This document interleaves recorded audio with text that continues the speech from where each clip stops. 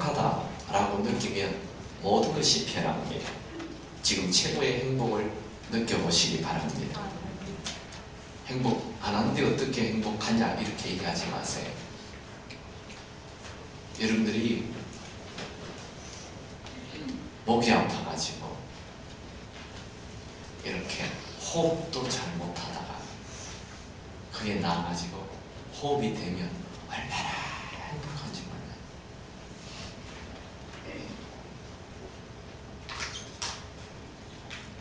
우리는 조금만 생각하면 너무 지금 많은 걸 가지고 있어요. 병원에 있는 분들은 난 고통 없이 한번 있어봤으면 좋겠다. 그게 소원이라고 얘기하는데 지금 여러분 별 고통 없이 있죠? 얼마나 행복한지. 모든 게 사실 행복한 거예요. 너무 감사거예요. 여러분이 행복을 느끼면 얼굴 표정이 달라집니다. 마음이 행복해집니다. 몸의 컨디션이 좋아집니다. 에너지가 막 생깁니다. 주위가 다 아름답게 보입니다. 감옥에 살다가 밖에 나온 사람 얼마나 신나는지 몰라요. 밖에 있다는 자체가. 우리는 늘 밖에 있으니까 별로 못 느낄 수 있어요. 최고의 행복을 느끼는 것이 축제입니다. 세상 사람들은 인생은 고해라고 말하지요. 그건 사탄이 준 거짓말입니다. 인생은 고해가 아니고 축제죠. 만약 인생이 고통의 바다라면 이 고통의 바다에 집어넣은 우리 하나님은 나쁜 분입니다. 근데 우리 하나님은 좋으신 분이십니다. 우리 하나님은 선하신 분이십니다. 우리 하나님은 옳으십니다. 우리를 가장 좋은 가정에 태어나게 하셨습니다. 우리 가정은 별로 안 좋은데요. 네, 여러분의 착각입니다. 그 가정이 가장 좋기 때문에 그 가정에 태어나게 하신 것입니다. 감사하시기 바랍니다. 인생은 고통이라는 거짓말을 버리십시오. 우리 하나님은 축제의 하나님이십니다. 우리 하나님은 심각한 분이 아니에요. 시편 16편 11절 같이 읽습니다. 시작.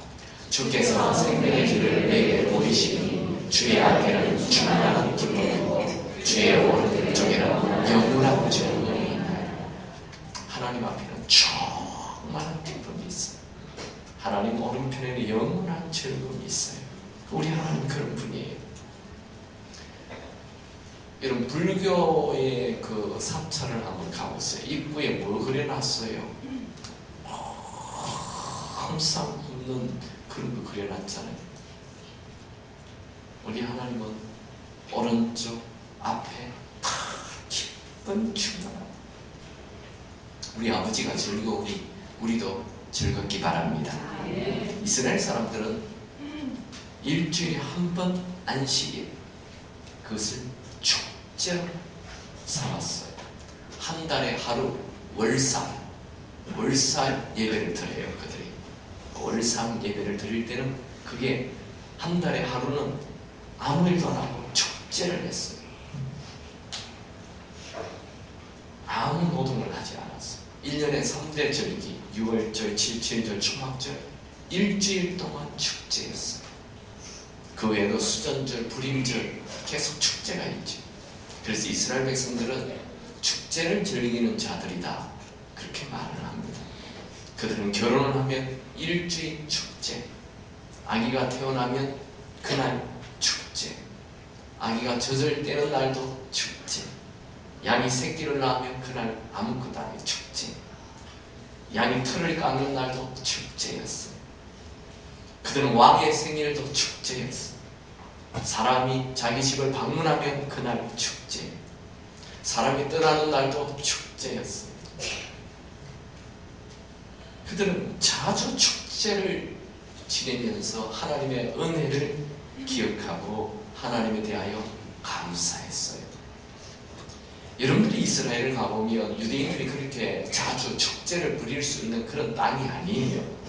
대부분의 땅들은 모래 언덕이고 풀도 잘 자라지 않는 척박한 땅입니다. 그래서 양을 먹이려면 풀을 찾아 온 산으로 들러 다녀야 합니다. 마실 물도 별로 없어요. 땅의 곡식도 잘 안 자라요. 그런데도 그들은 축제를 좋아했어요. 그들의 축제는 환경 때문에 하는 축제가 아니고 환경과 상관없이 스스로 축제를 결정해서 축제를 하는 거예요.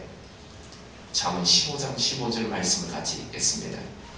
고난받는 자는 그날이 다 흠악하나 마음이 즐거운 자는 항상 잔치하느니라.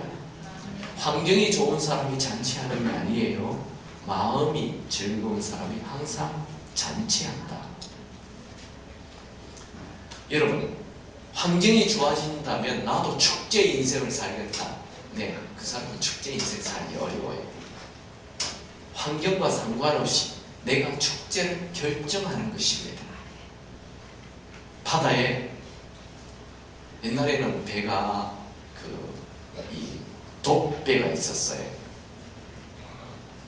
동력이 없어요. 그냥 바람을 따라 이 배가 움직이는 거예요. 근데 두 배가 있는데 한쪽 배는 동쪽을 향해 가고 한쪽 배는 서쪽을 향해 가요. 바람이 똑같이 부는데 왜 그래요? 바람이 똑같이 부는데 한쪽 배는 동쪽으로 가고 한쪽 배는 서쪽으로 갑니까? 도스의 방향은 어떻게 트느냐에 따라서 바람은 똑같은데 동쪽으로 가고 서쪽으로 가요. 환경은, 여러분의 환경은 똑같은데 한 사람은 행복하게 살고 한 사람은 화내며 사는 거예요. 환경 탓이 아니고 그 사람의 마음의 결정이 중요하다는 거예요. 조그만 일에도 감사하고 기뻐하고 즐거워하는 사람은 기쁨을 선택한 사람이에요. 근데 조그만 일에도 화를 내고 짜증내고 불평하는 것은 부정적인 것에 길들여져 있어요. 매 순간 행복을 선택하는 사람은 아무리 힘든 일을 만나도 긍정적인 생각, 긍정적인 말을 하고 긍정적인 것을 기대합니다. 그 사람이 믿음의 사람이에요. 매사에 부정적인 경향이 있는 사람은 하나님을 믿지 않는 사람입니다. 하나님을 믿으면 사자 물 속에서도 행복해요. 하나님 믿으니까. 행복은 믿음으로 내가 선택하는 것입니다. 외부의 환경이 좋아져야 웃는 것 아닙니다. 바람이 심하게 불든지 태풍이 불어도 기쁨을 향해 돛을 틀어야 하는 것입니다. 기쁨은 주어지는 것이 아니고 선택하는 것입니다. 기쁨을 선택하십시오. 기쁨은 일의 능률을 올려줍니다. 기쁨은 창조적인 생각을 줍니다. 기쁨은 여러분의 가정을 행복하게 만듭니다. 기쁨은 거룩한 희생을 하게 합니다. 지금 이런 말을 해보십시오.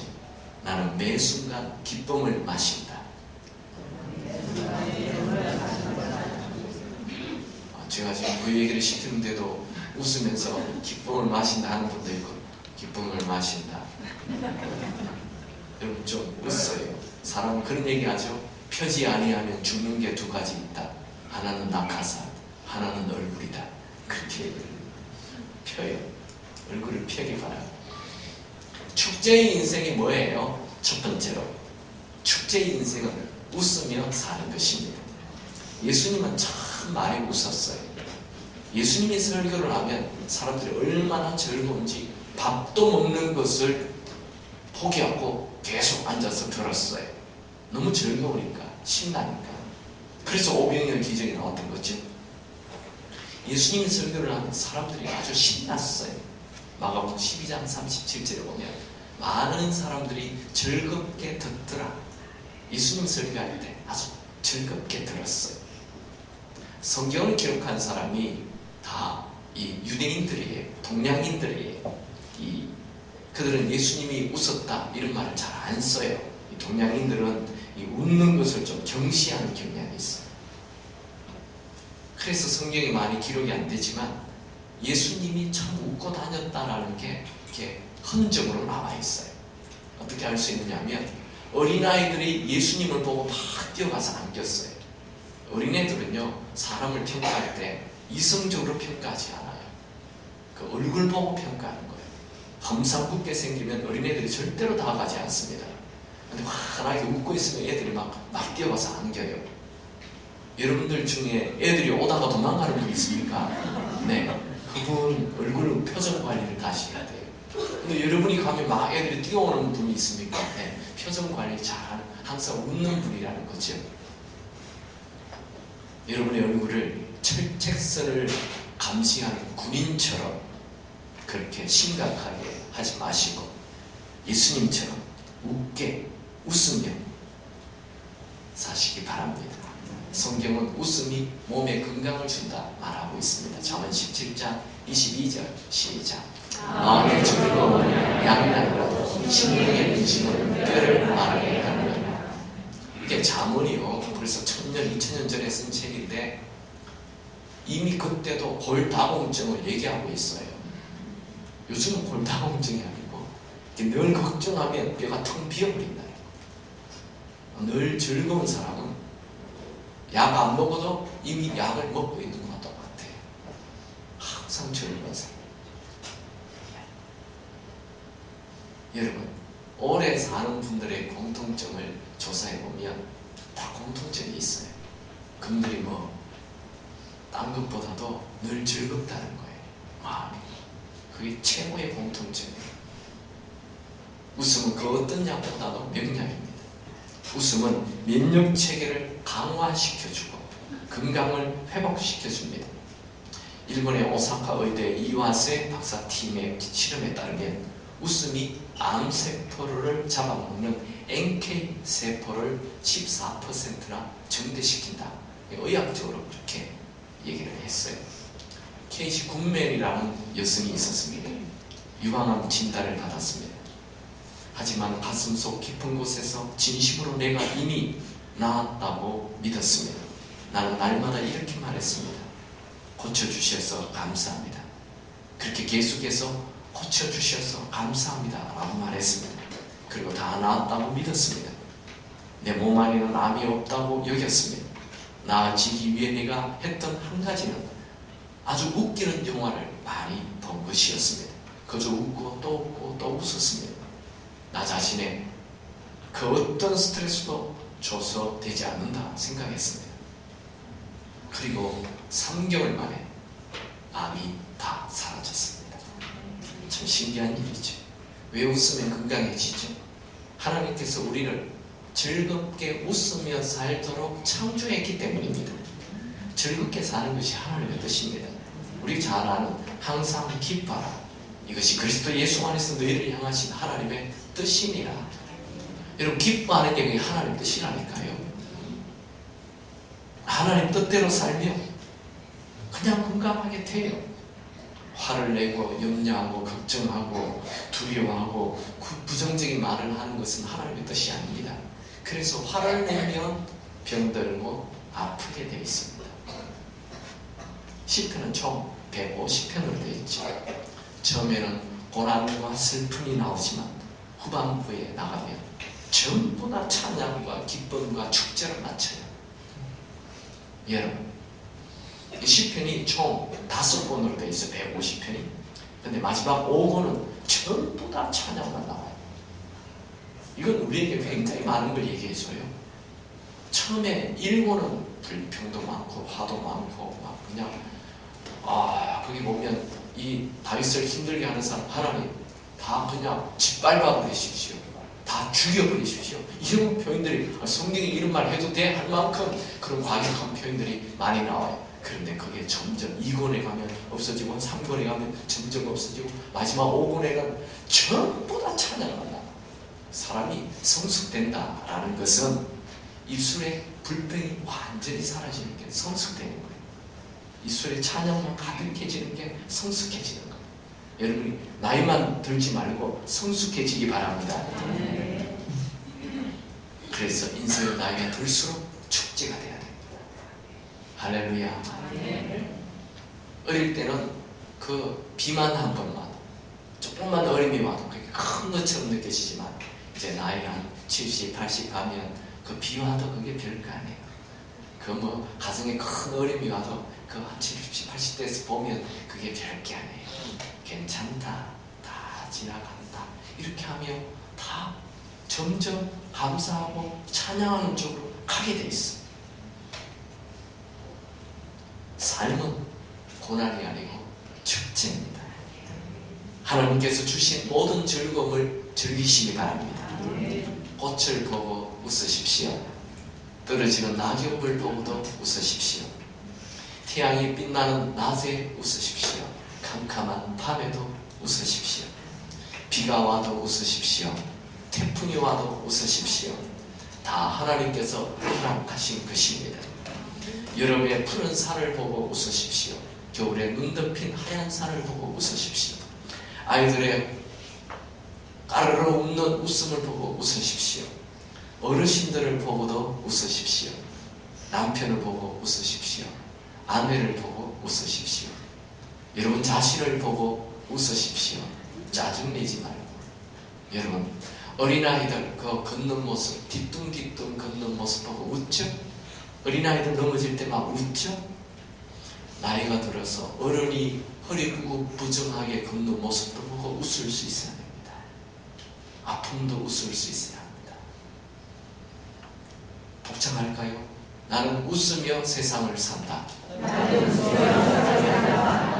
나는 오늘도 웃음으로 산다. 시편 68편 3절에 의인은 기뻐하며 하나님 앞에서 뛰놀며 기뻐하고 즐거워할지어다.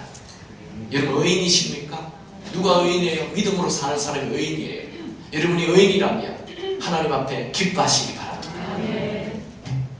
영적 거장들의 인생은 심각하지 않아요. 감사하며 기뻐하며 삽니다. 노아 늘 웃으며 사죠. 에녹 하나님과 동행하며 웃으며 삽니다. 여러분 자주 웃으세요.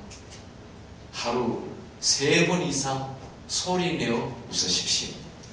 마음이 무겁고 복잡한 생각이 들면 행복한 순간을 생각해 보십시오.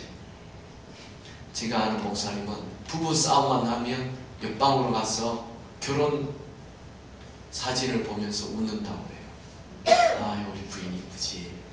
내가 이 부인, 이렇게 이쁜 부인 고생시키면 안 되지 하면서 마음을 다시 먹고 아내에게 잘한다, 그런 얘기를 해요. 여러분 내가 제일 행복했던 순간 한번 생각해 보세요. 그러면 웃음이 생깁니다. 삶은 축제여야 합니다. 매일 웃으며 축제 인생을 사십시오.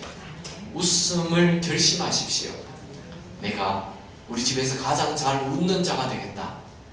내가 우리 교회에서 제일 잘 웃는 자가 되겠다. 저는 결심한 게 있어요. 제가 한국에서 제일 잘 웃는 목사 되겠다. CTS에서 목사님들이 한 50명 정도 나와요. 일주일 동안 여러 목사님들이 나오는데, 근데 저희 교회에 그 TV 보고 저희 교회 오신 분들이 꽤 있어요. 근데 어떻게 오시느냐 하는데, 그 수많은 목사님들이 나오는데 웃는 목사님 딱 한 명이더래요. 그 사람이 김원태 목사예요. 설교하면서 웃는 사람 목사님밖에 없대. 할렐루야. 결심하세요. 결심해야 되는 거예요. 그 미국에 제일 잘 웃는 목사 조엘 오스틴 목사, 지금 미국에서 제일 큰 교회를 하고 있어요.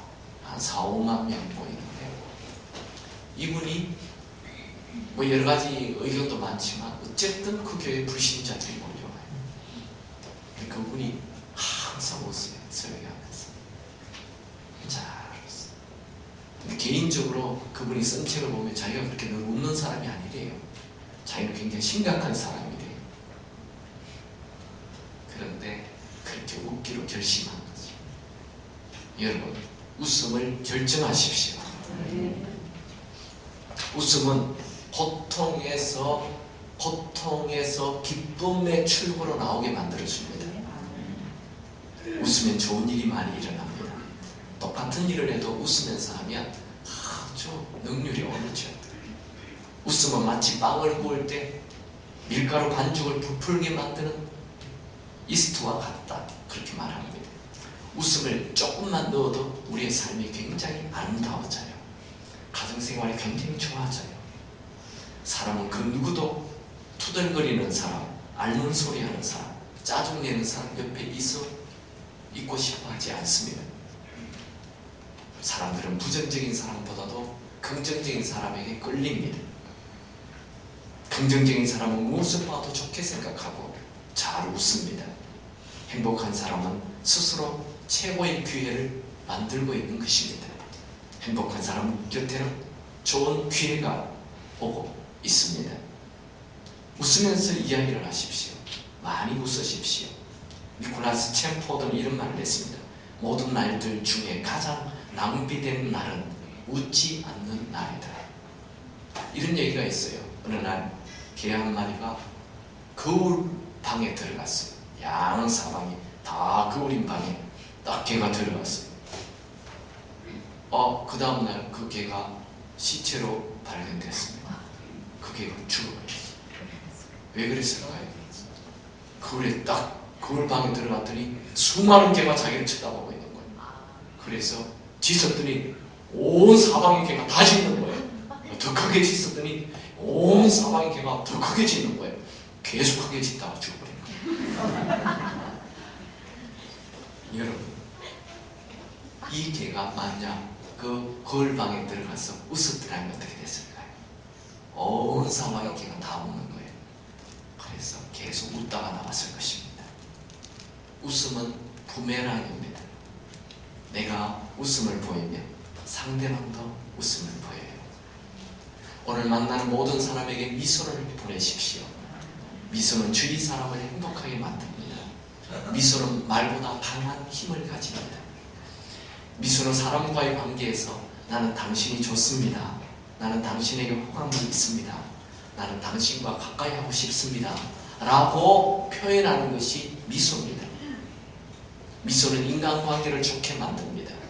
여러분, 미소가 여러분의 명함이 되게 하십시오. 미소가 여러분의 유니폼이 되게 하십시오. 찌푸린 얼굴은 불쾌감을 줍니다. 찌푸린 얼굴은 적을 만듭니다. 미소 짓는 얼굴에 사람들은 호감을 갖습니다. 미소 짓는 얼굴은 친구를 만듭니다. 미소는 삶을 윤택하게 해주는 강력한 무기입니다.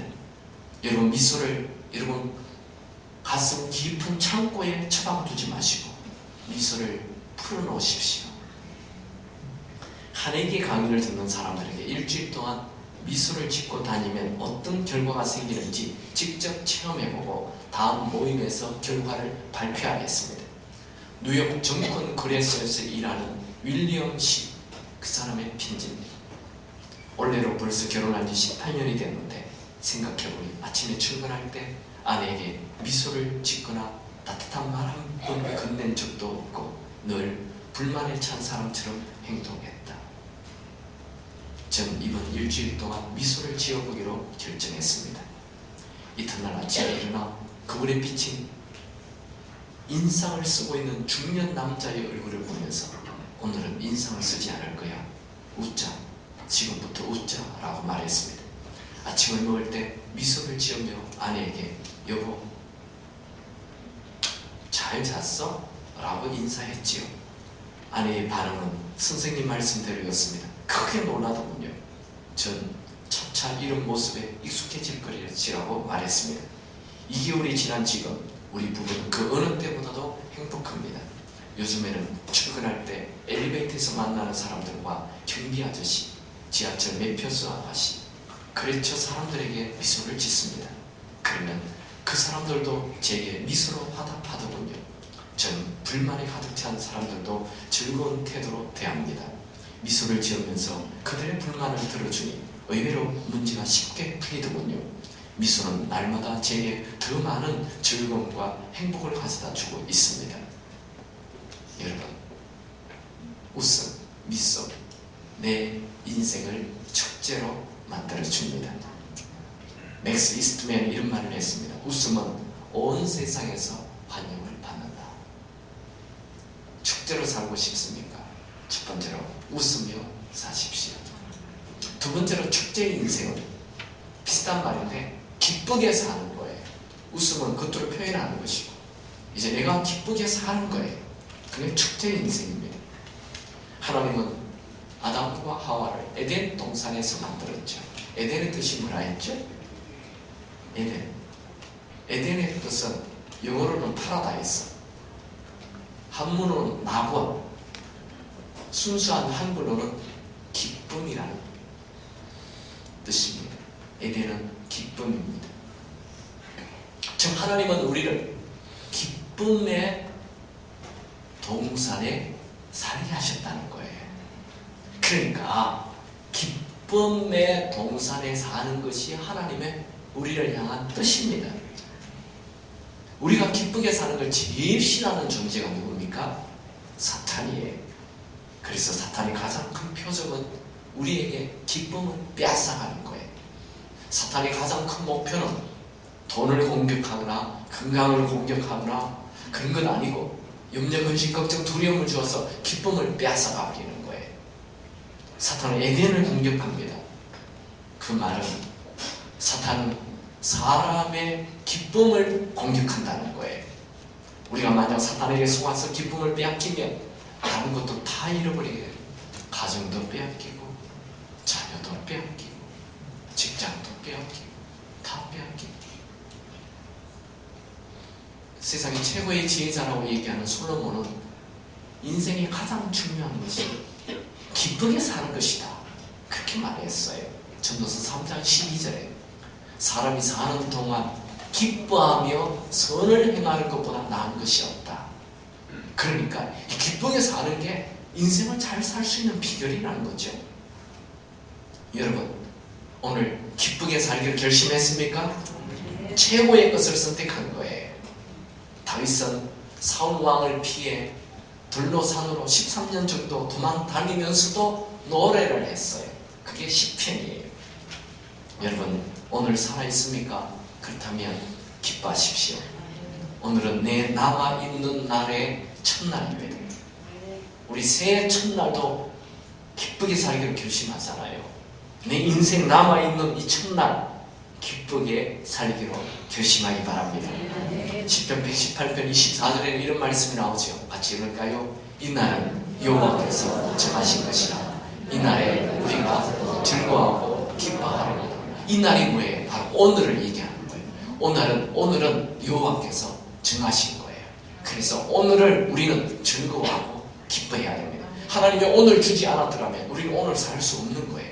우리에게 이 오늘 있는 것 하나님이 주신 거예요.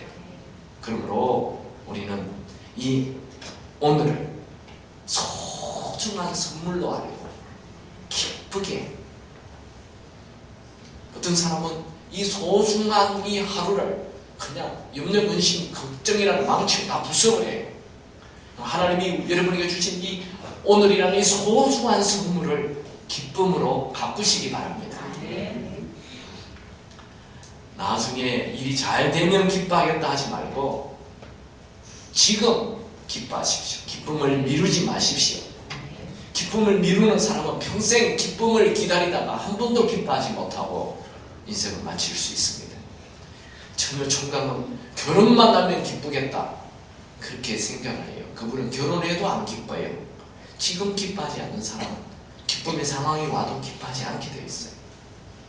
여러분, 세계 제일 불쌍한 노예가 누군 줄 아세요? 세계 최고 불쌍한 노예는 폭군에게 지배당하는 사람이 아니고 염려, 근심, 걱정, 두려움에 지배당하는 사람입니다. 다윗은 언제나 소망을 품고 산다 말했어요. 시편 71편 14절을 같이 읽습니다. 시편 71편 14절. 제가 읽을까요? 나는 항상 소망을 품고 더욱 찬송하리로다. 나는 항상 소망을 품고 더욱 찬송하리로다. 노래하며 살기 바랍니다. 아는 노래가 없는데 작곡하세요. 그냥 마음대로 작곡하면 돼요. 항상 노래하세요. 로마서 12장 12절 소망 중에 즐거워하며 환난 중에 참으며 기도에 항상 힘쓰며. 여러분, 나는 항상 소망 중에 즐거워한다. 이 다윗의 고백이 여러분의 고백되기 바랍니다. 한번 합창해 봅시다. 우리 같이 한번 합창할까요? 나는 항상 소망 중에 즐거워한다. 나는 항상 소망 중에 즐거워한다. 그 말은 항상 희망 가지고 기뻐한다 라는 말이지. 의사가 죽을 병에 걸렸다고 진단했습니까? 의사의 진단서를 믿지 말고 하나님의 진단서를 믿고 기쁨을 선택하십시오. 로마서 12장 12절 소망 중에 즐거워하며 라고 말했잖아요. 소망 중에.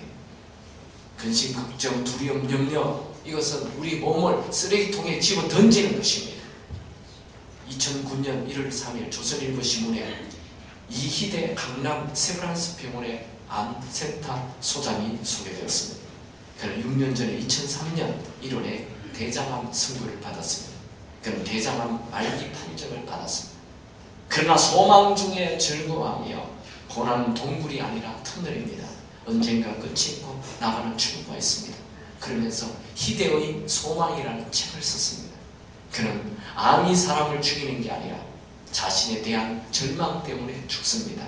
저는 암에 걸리기 전보다 지금이 더 행복합니다. 라고 글을 썼습니다. 여러분, 상황이 여러분 안에 있는 그 기쁨을 빼앗아가지 못하게 하십시오. 주위에 있는 사람들이 여러분의 기쁨을 빼앗아가지 못하게 하십시오. 우리는 상황을 바꿀 수도 있고 내 옆에 있는 사람을 바꿀 수도 없습니다. 그러나 내 마음은 내가 다스릴 수 있습니다. 여러분이 소망 중에 기뻐한다면 상황이 좋아질 것입니다. 상황은 바꿀 수 없지만 내가 내 삶의 태도를 기쁘게 바꾸면 그게 능력이 나타납니다. 생각은 부메랑입니다. 절망하면 절망이 돌아오고 기뻐하면 기쁨이 돌아옵니다. 생각은 결국 나에게로 돌아옵니다. 외부 환경이 여러분을 지배하게 내버려 두지 말고 기쁨으로 외부 환경을 바꾸는 자가 되십시오. 축제의 인생은 매일 오늘을 축제로 사는 거예요. 한 번 기쁜 게 아니에요. 한 번 웃는 게 아니에요. 매일 웃고 매일 기뻐하는 거. 그래서 바울은 항상 기뻐하라 했죠. 언제 어디를 가나 무엇을 하나 항상. 지금 우리가 오늘 읽었던 그 항상 기뻐하라 했던 주 안에서 항상 기뻐하라, 이 바울의 얘기는 바울이 뭐 돈을 많이 가지고 왕궁에 있으면서 뭐 좋은 데 놀러 다니면서 그런 얘기 하는 게 아니에요. 빌립보서 4장 4절은 그 감옥 안에 있으면서 감옥 밖에 있는 사람들에게 항상 기뻐하라 말하고 있는 것입니다. 무슨 말입니까? 지금 그에게는 가족도 없고 눈도 잘 보이지 않고 지하 습기가 가득 찬 지하 감옥에 혼자 추위에 떨고 있었어요. 그는 언제 죽을지 모르는 사형수였어요. 그런데도 감옥 밖에 있는 사람에게 항상 기뻐하라. 왜요? 주 안에 있기 때문입니다. 여러분, 주 안에서 항상 기뻐하시기 바랍니다. 돈 안에서 기뻐할 수 없어요. 돈은 맨날 있다 없다. 건강 안에서 기뻐할 수 없어요. 건강 좋다 안 좋다 하는 거니까. 환경 안에서 기뻐하는 게 아니고 주 안에서 기뻐하십시오. 예수님이 주인 되면 늘 기쁜 것입니다. 주님 안에는 아무리 큰 문제도 문제가 아닙니다. 주님 안에 있는 사람 무슨 일을 만나도 소망이 있습니다. 내가 언제나 기뻐할 수 있는 이유는 내 안에 주님이 계시기 때문이죠. 우리는 무슨 일을 해도 혼자가 아니에요. 주님과 함께합니다. 아니, 그 주님이 내 주인이십니다. 그래서 아무 걱정, 염려하지 않는 거죠. 예수님이 주인인 자는 모든 것을 다 가진 자입니다. 어느 날 런던의 한 악기점에 남루한 노인이 나타났어요. 배가 고파 죽을 지경입니다. 제 바이올린을 좀 사주십시오. 베스라는 악기점 주인은 별 생각 없이 그 바이올린을 다 날랐어요. 먼지도 가득이고. 그래서 그냥 5달러 줬어요. 그랬더니 그 거지 노인이 5달러 받았다고 신난다고 5달러 갖고 갔어요.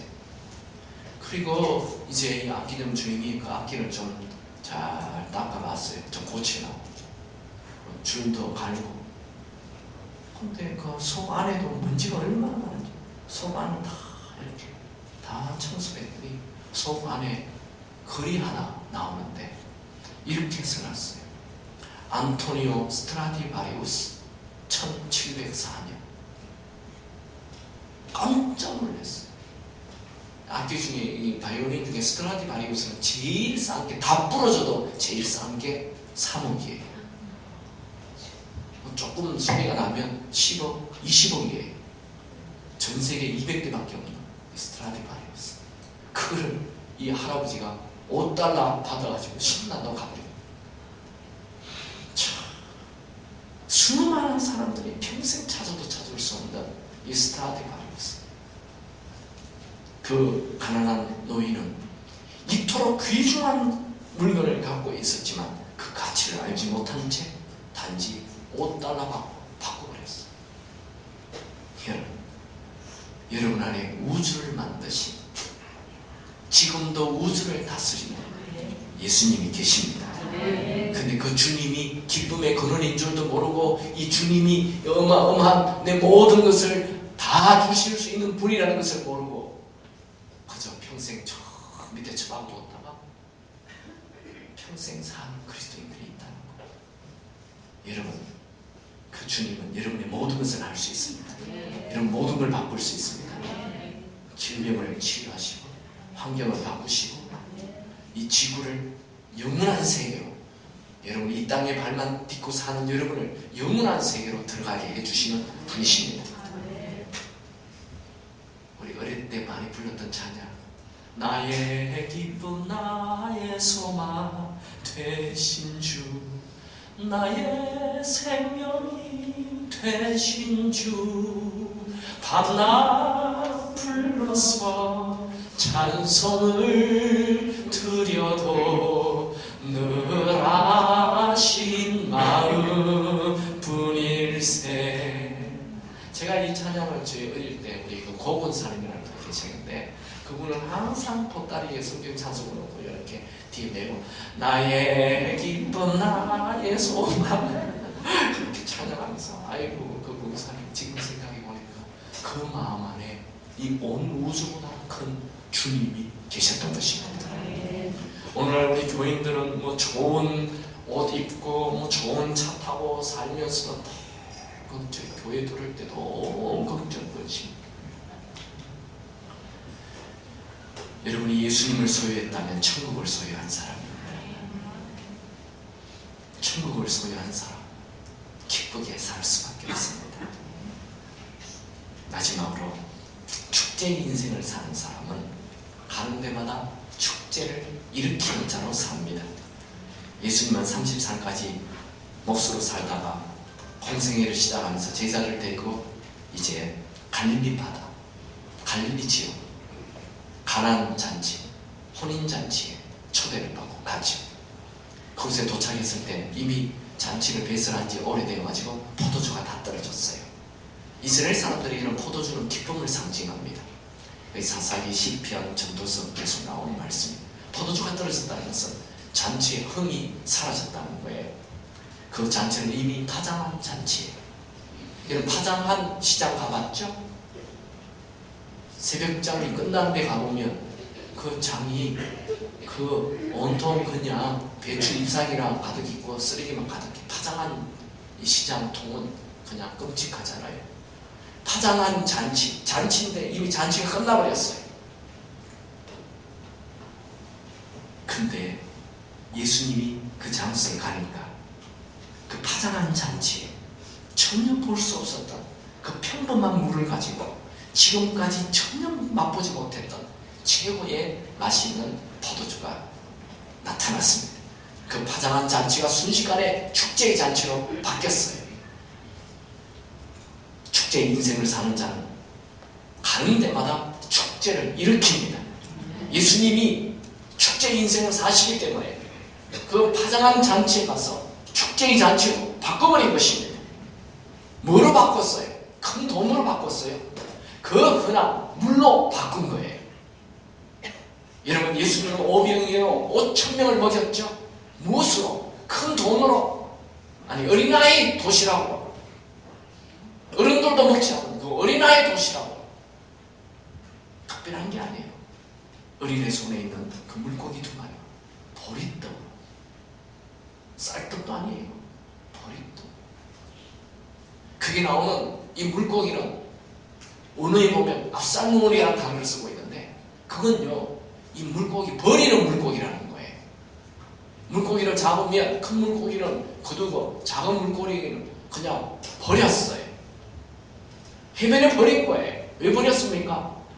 그 고아와 과부와 가난한 사람들이 출석하라고 일부러 버리는 거예요. 그걸 그 꼬마가 가져온 거예요. 그러니까 그 꼬마의 집은 어떤 집이에요? 아주 가난한 집이라는 거예요. 그 가난한 꼬마가 가져온 그 볼품없는 남들이 버리는 그 아무것도 아닌 것 가지고 500명으로 5,000명을 먹여버렸어요. 축제가 되게 해버렸어요. 여러분 특별한 거 없어도 돼요. 예수님은 별것 아닌 것 가지고 가는 데마다 축제를 일으키는 삶을 살았어요. 여러분 포도주가 떨어진 잔치에 초대되어 왜 포도주가 없느냐, 왜 포도주를 일찍 여유있게 예배해 두지 않았느냐, 왜 잘 분배를 못했느냐, 왜 우리를 이렇게 부대에서 파느냐 불평하는 거 누구든지 할 수 있어요. 축제 인생을 사는 사람은 어떤 장소에 가든지 부정적인 말이나 불평의 말을 하지 않고 그 장소를 축제의 장소로 바꾸는 자입니다. 여러분의 잔치가 지금 아니 여러분의 직장이 파장한 직장입니까? 소망이 없습니까? 여러분이 가정이 파장한 가정입니까? 전망과 한숨뿐입니까? 여러분 부부 사이가 파장한 잔치와 같습니까? 헐만 좋지 아무런 기쁨이 없습니까? 지금 여러분의 마음이 파장한 잔치입니까? 우울합니까? 풀이 죽어 있습니까? 여러분 기뻐하십시오. 기쁨을 일으킬 만한 것은 평범한 것에 있다고. 여러분 안에 주님이 계십니까? 그렇다면 주님은 여러분을 통해 축제를 일으킬 것입니다. 여러분의 삶이 어렵다고 파장한 잔치라고 불평하지 말고 축제를 일으키는 자로 사십시오. 어떤 상황에서도 행복하기로 선택하십시오. 그것이 믿음입니다. 하나님을 믿는 믿음을 가진 사람, 하나님은 그 사람을 쓰십니다. 여러분은 어디를 가나 행복을 일으키는 자입니다. 여러분은 어디를 가나 긍정을 일으키는 자입니다. 여러분은 어디를 가나 축제를 일으키는 자입니다. 여러분에게는 예수님이 계시기 때문에 축제를 일으킬 수 있습니다. 축제로 살려면 성령 충만하면 돼요. 성령 자체가 사람과 희락, 기쁨이 넘치는 거예요. 말씀을 정리합니다. 오늘 저는 여러분들이 이 원더풀 라이프를 마치면서 원더풀 라이프의 라스트가 뭐냐면 환하게 웃는 게 원더풀 라이프의 라스트. 여러분이 죽는다. 어떻게 죽어야 될 것 같아요? 나 죽는다. 그러지 마시고 여러분 죽을 때 어떻게 죽어야 돼요? 환하게 웃으면서 꽃다발을 탁 껴안고 죽어야 돼요. 그 꽃다발이 뭐예요? 기뻐하는 거예요. 그 꽃다발이 뭐예요? 여러분 주위에 사랑하는 사람들, 환하게 웃음으로 나를 보내주는 사람들, 그 사람이 나의 꽃다발이에요. 여러분 죽을 때 환하게 웃으면서 꽃다발을 이렇게 안고 아름다운 추억을 생각하며